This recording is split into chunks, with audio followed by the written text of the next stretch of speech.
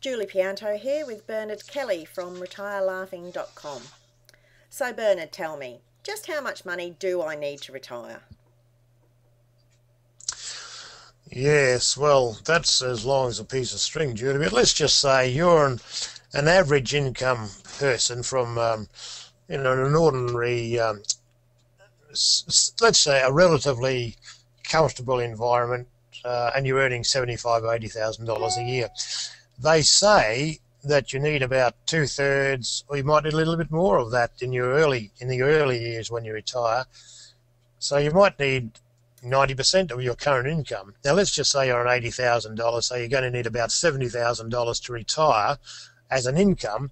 And so if you think you had a pool of money out there and you got 5% off it, let's just say, bank interest 5% or what have you, and you had that hunk of money out there that's giving you a 5%, and to get $70,000 a year off that, you can just multiply that $70,000 by, at 5% yield, you multiply by 20, so you need $1.4 million of debt-free investments out there, and that's how much you're going to need to get $70,000 a year. If you want to live on $50,000 a year, you'll only need $1 million out there.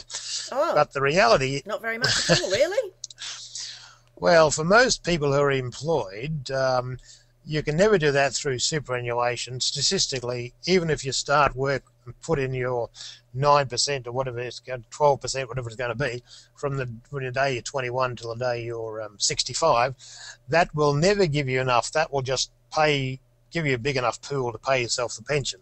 And that's what the whole superannuation scheme's about, I might just say. It's to get you off the government payroll if they can't afford to pay us all the pension.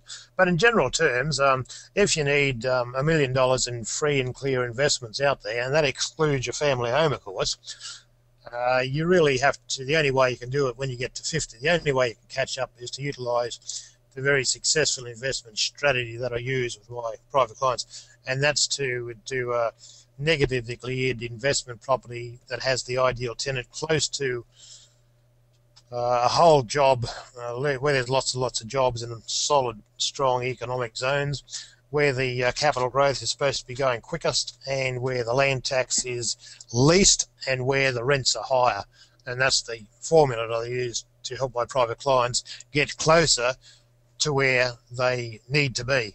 But of course, we can't do it. I can certainly help people get closer, but I can't guarantee that we'll get you there. No, but I think that looking at $1 million or 1.4 million from superannuation is probably quite unlikely.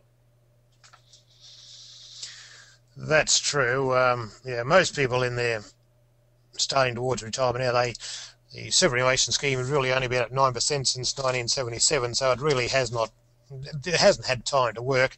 And of course, what has happened with planning for superannuation is that we're now going to live to our 90s, not like in the old days when you would stop work at 60, 65 and die when you're 70, 75. Now, medical science and our better lifestyle, we're much going to live a lot longer. And of course, unless you do something differently, everyone else will run out of money well before they retire, before they die.